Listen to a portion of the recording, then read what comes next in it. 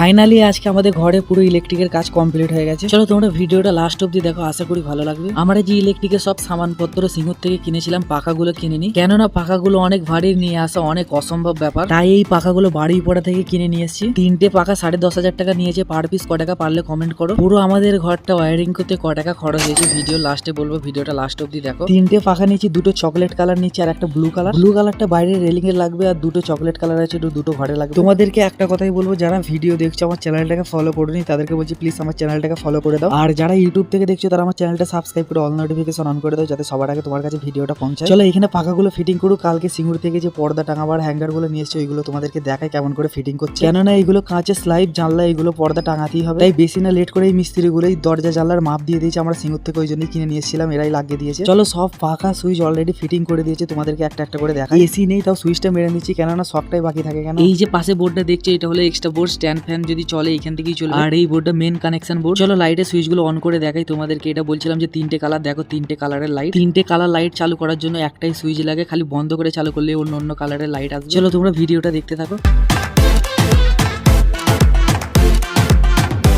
চলো এইগুলো লাগাতে ক টাকা খরচা হয়েছে তোমাদেরকে বলো। চলো মান সামান কিনা থেকে মিস্ত্রি খরচা থেকে চালু করে টোটাল খরচা হয়েছে 47,000 টাকা। এইটা হলো বাইরের বারান্দা। ভিডিওটা কেমন লাগলো অবশ্যই কমেন্টে জানাবে, ভালো লাগলে একটা লাইক করবে। আর এই যে ফাঁকা পয়েন্টটা দেখতে পাচ্ছি এখানে পরে ঝাড়বাতি লাগানো হবে।